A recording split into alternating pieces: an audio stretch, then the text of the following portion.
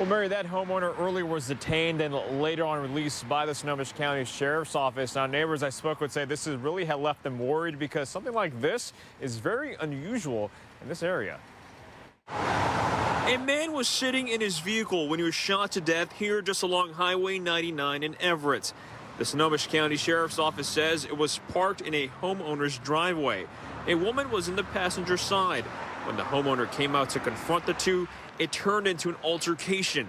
That's when the sheriff's office says he shot the man. I was kind of worried about, oh my gosh, what happened? Something happened with someone. Alana Middleton's home is next to where the shooting happened, and she's lived there since 2016. She tells us even though she feels safe, she stays on high alert. I'm here during the day. My husband's working, so I'm here by myself. I always keep my doors locked, of course. Middleton says she started to worry when she saw the crime tape in sheriff's deputies' vehicles outside so close to her home. She's still in shock after learning a deadly shooting happened next door. It's gonna feel a little weird. Yeah, I might not get sleep tonight. Just across the street, Serena Phillips has owned O'Finnigan's Pub for 17 years and says gun violence is unusual around here. Shootings are pretty rare on this area of the block, but yeah, it's been years since something like this has happened this close to home. In less than 24 hours, the Seattle Police Department at the scene of yet another violent overnight crime. This one taking place here at Air Lane Motel. This is on the corner of Flora Avenue and South Myrtle Street. The Seattle Police Department responding to the call of a person with life-threatening injuries last night around 10:30. When officers arrived, they found the man inside. All morning, detectives went in and out of the motel, talking with witnesses and gathering evidence. Andrew Jameson lives nearby and says Myrtle Street is an area he avoids. He says the neighborhood, in general, does see a lot of crime. I've lived in this neighborhood for about 6 years. There's a lot of petty crime. I wouldn't say it's any more than what happens in the rest of the city.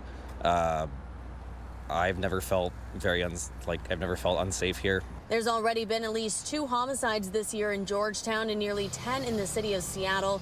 Seattle Mayor Bruce Harrell really working to tackle the rise in crime. In his latest report, violent crime in the city of Seattle is at an all-time high. As for a motive, the Seattle Police Department says it is still too early in the investigation. They do have a suspect in custody. In Georgetown, Hannah Knowles, KOMO News. Right, this woman known only as VM is from Tacoma. This case has been going on for more than a year now. It's been in court so often, each time the judge siding with the Tacoma Pierce County Health Department because they have been using the courts to try to force her into treatment. Now, after 14 previous cases, the 15th time today, the judge took it one step further, telling her that she must go here to the Pierce County Jail in order to remain isolated and get treatment.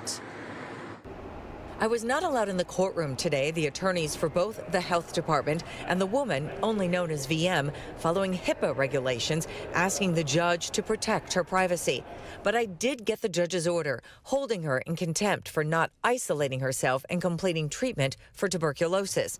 This now means she's headed to jail for that treatment. It's not about jail time at all.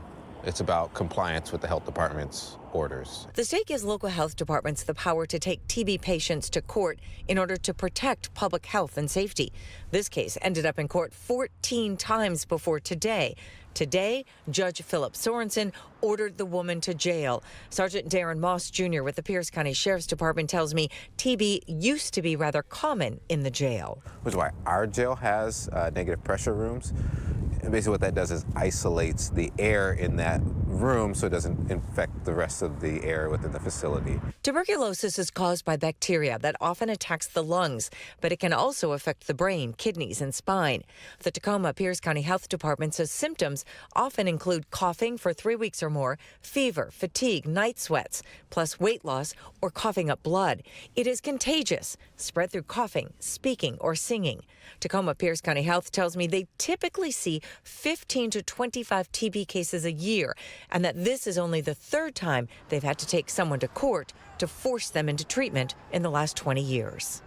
Hi, everyone. I'm Preston Phillips from KOMO News. Thanks for checking out the KOMO YouTube channel. You can see more of our videos right here by clicking on the video links for more news from the Seattle area and Western Washington. Oh, and don't forget to click the subscribe button below so you don't miss our YouTube updates.